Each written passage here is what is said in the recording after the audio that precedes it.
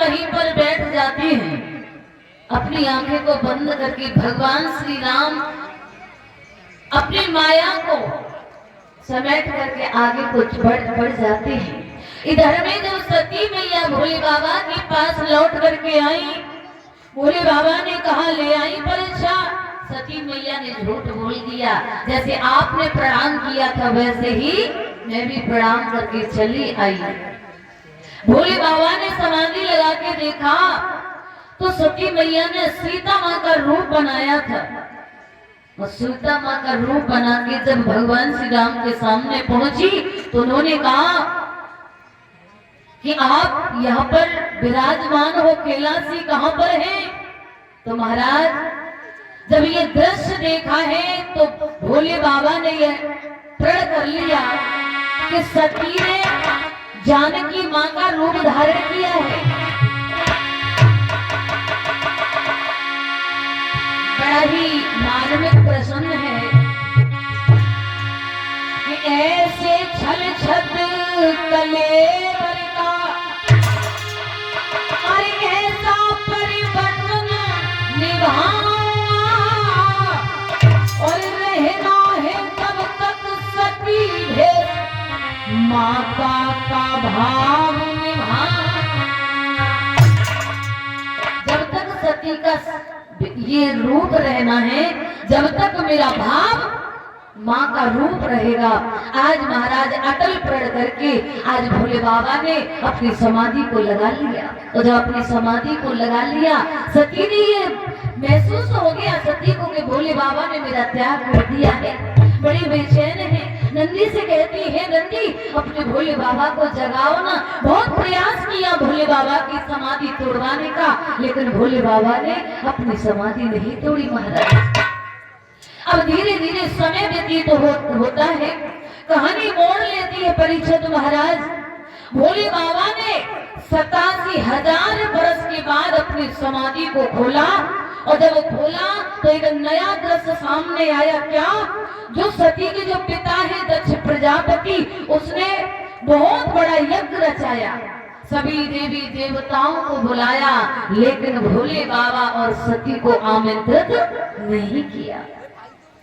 अब जो देवियां थी विमानों में बैठ करके जब जाने लगी मंगल गाती हुई, तो सती मैया भोले बाबा से बोली हैं प्रभु ये बात बताओ, ये जो देवियां जा रही हैं ये कहाँ जा रही हैं?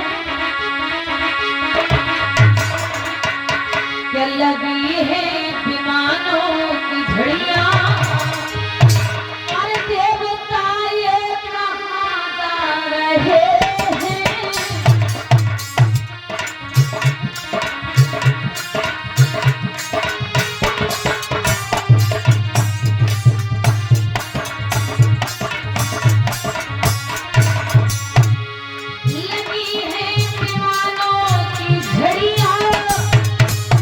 देवता ये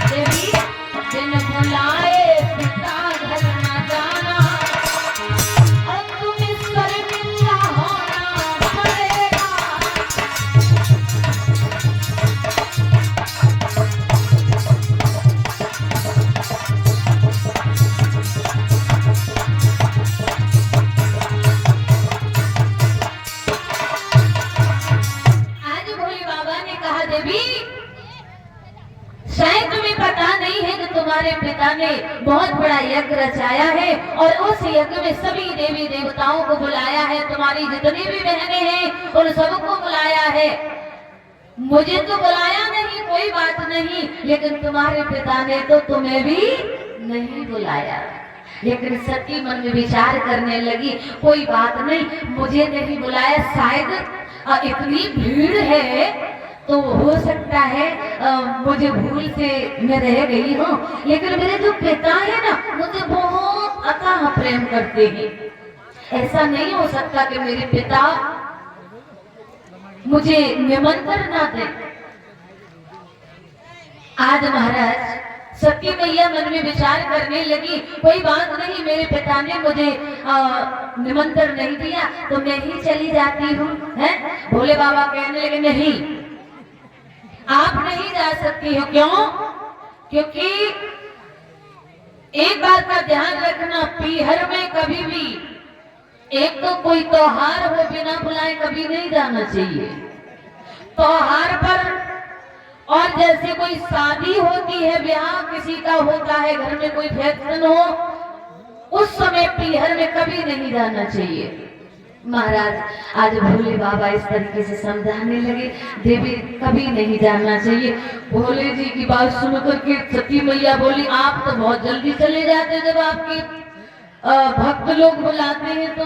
भगवान कहने लगी, भोले बाबा समझाते हैं, देवी जो प्रेम से बुलाता है ना, प्रेम पत्थर को भी भगवान बना देता है। अगर कोई प्रेम से बुलाता है तो वहाँ चले जाओ, कोई दिक्कत नहीं है, वहाँ बिना बुलाए भी जा सकते हो, लेकिन जहाँ ईर्ष्या हो वहाँ नहीं जाना चाहिए। भोले बाबा ने बहुत समझाया, लेकिन सती मैया के समझ में नहीं आया। सती मैया बोली, मैं तो जा रही हूँ। कोई दादा